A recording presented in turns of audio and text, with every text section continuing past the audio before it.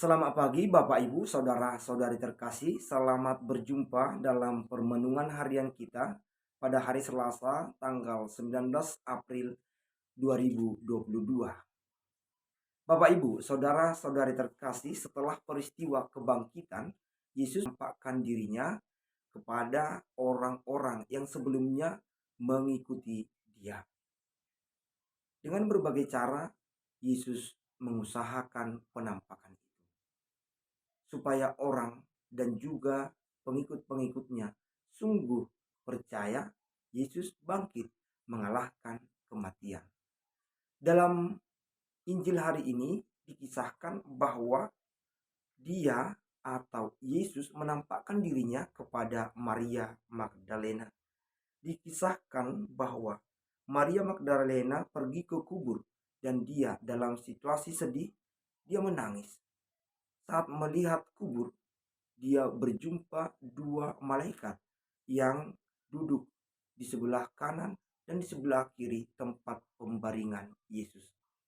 Kemudian mereka berdialog, Maria dan kedua malaikat itu. Setelah itu, Maria menoleh ke belakang dan melihat Yesus ada di sana. Yesus menyapa dia dengan ungkapan, "Hai ibu, mengapa engkau menangis?"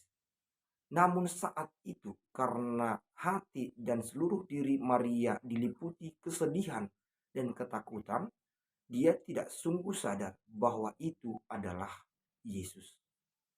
Sampai Yesus menyebut dan memanggil namanya. Yesus mengatakan, "Hai Maria." Setelah mendengar panggilan itu, Maria tersadar dan sungguh meyakini yang ada di belakangnya adalah Yesus yang sudah bangkit. Setelah meneguhkan iman Maria dan kemudian Maria mempercayai bahwa Yesuslah yang bersama dia saat itu, kemudian Yesus menyuruh dia untuk memberitahukan segala sesuatu yang dilihat dan dialaminya kepada para murid. Itu berarti bahwa Yesus menyuruh Maria menjadi utusan. Bapak Ibu, saudara-saudari terkasih, itulah yang menjadi bagian hidup dari orang-orang Kristiani yang sudah dibaptis dalam nama Bapa dan Putra dan Roh Kudus.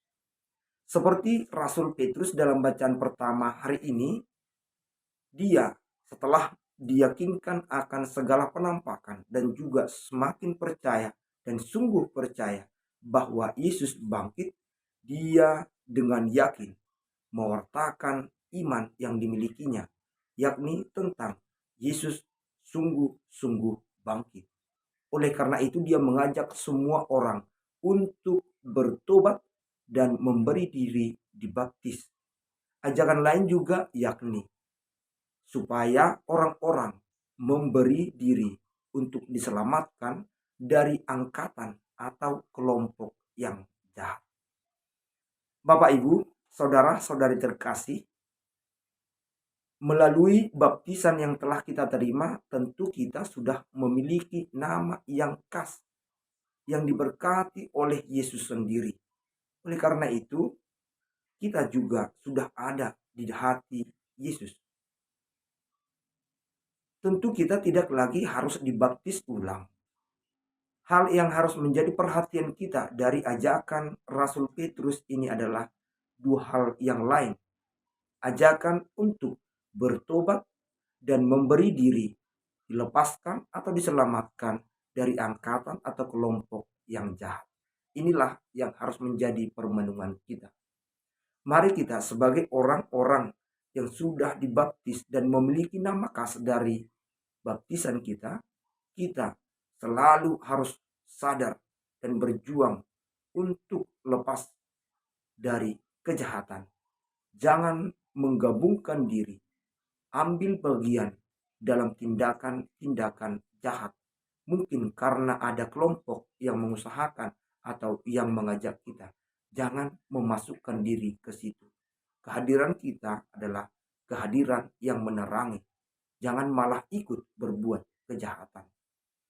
Hal kedua yakni bertobat. Sebagai orang yang percaya kepada Kristus dan yang sudah dibaptis dalam nama Bapa dan Putra dan Roh Kudus, kita juga selalu diingatkan untuk mau melihat diri, menyadari kesalahan, menyadari kejahatan atau dosa yang telah kita lakukan. Dan selanjutnya tidak hanya sadar, kita juga dipanggil untuk bertobat. Bertobat dalam arti sesungguhnya, yakni berhenti atau tidak mengulangi kesalahan yang sama dalam hidup selanjutnya.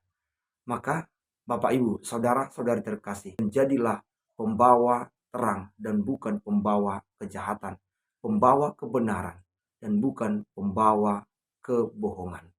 Dan mari dengan rendah hati juga selalu siap untuk bertobat atau berhenti dari dosa dan kesalahan yang telah kita lakukan. Semoga Tuhan memberkati. Amin.